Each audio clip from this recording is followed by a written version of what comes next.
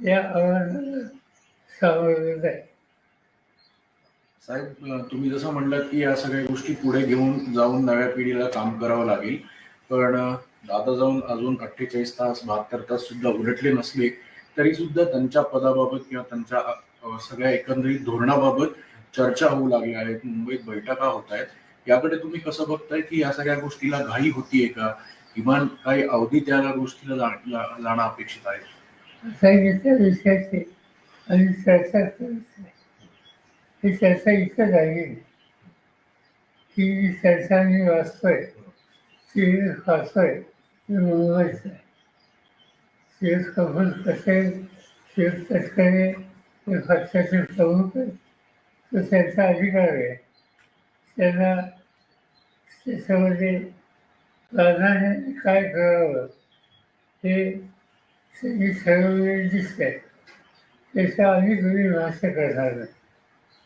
साहेब, ह्या गोष्टीवरती चर्चा झाली होती कारण पवार राजकीयदृष्ट्या एकत्र येण्याची दादांची देखील इच्छा होती. अगदी अनेक जणांनी भावना देखील व्यक्त केलेली आहे की काही जिल्हा परिषदेच्या निवडणुकीच्या आसपास दोन्ही पक्ष एकत्र येणार होते. काय अशी चर्चा झाली?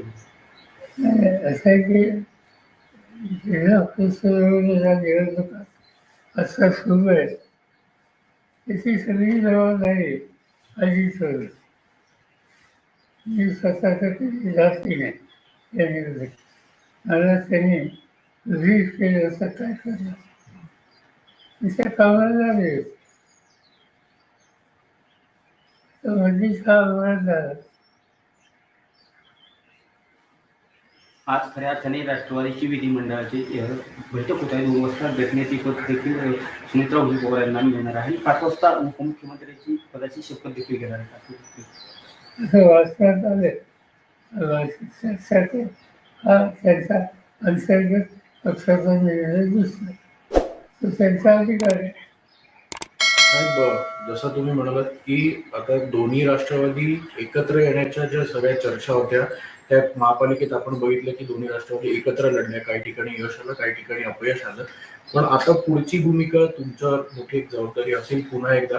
तर या सगळ्या गोष्टीत कधी या संदर्भातलं थोडं त्याच्यामध्ये जे काही चालू होतं माझ्या कारणावर जे होतं त्या सगळ्या चर्चेत मी होतो. पण अजित दादा, जयंत चौकासी, शशिकांत शिंदे असे आमचे काही सहकारी याच्यात सतत होते आणि ते त्या सगळ्यांना एकत्रित करण्याच्या प्रक्रियेचा जवळ पोचले होते. शेवटचं विषय त्याने आम्हाला लोकांना केलं होतं. हा आघात झाला. साहेब, येत्या काळातल्या सगळं हे मोठी जबाबदारी पुन्हा एकदा सगळ्या तुमच्या पक्षातल्या लोकांवर असेलच. त्यामुळे आगामी पक्षाची वाटचाल आणि त्यासोबतच पुन्हा एकदा एकत्रीकरणावरचे मुद्दे या सगळ्या गोष्टीकडे तुम्ही कसं बघणार आहात? आणि तुम्ही जसं काल स्वतः नदीची पाहणी करायला गेला होता की तुम्हालाही ते आता जाणवतंय की कुठेतरी मोठं परत स्वतःहून थांबायला लागेल, स्वतःवर जायला लागेल. त्यामुळे सगळी पुढची वाटचाल आणि पुढची भूमिका या संदर्भात वेळ जरी लागला तरी पण कशी जाईल त्याबाबत आमची जी नवी पिढी आहे तिला प्रोत्साहित करणं आणि आधी दादाच्या गाण्याला प्रचंड धक्का बसला झालं तो म्हणून राज्याच्या दृष्टीनं जे जे करता येईल ते करतो. साहेब, आज शपथविधी होत आहे.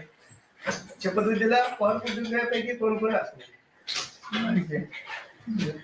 पुढच्या वर्षांपासून बाकी आम्हाला जायचं. साहेब, आपण उपस्थित राहणार अशी बातमी आहे. आपण जाणार आहे नाही काही माहितीच नाही आणि आहे का हे माहिती. साहेब, खरं तर या संदर्भात कुठली चर्चा झाली तर अजितदादांच्या जाण्यामुळे अनेक गोष्टी ज्या आहेत त्या वेगळ्या झाल्या असं दिसतं. त्या संदर्भात कुठली चर्चा झाली का तुमची? आणि इतर राष्ट्रवादीशी या संदर्भात शपथविधी होतो किंवा कुटुंब मनाशी होते? कुणाशी नाही. नरेश दादा काल आलते, सुप्रियाताई बी त्या नवीन सागर कोण हे मला माहिती. या गैरसमज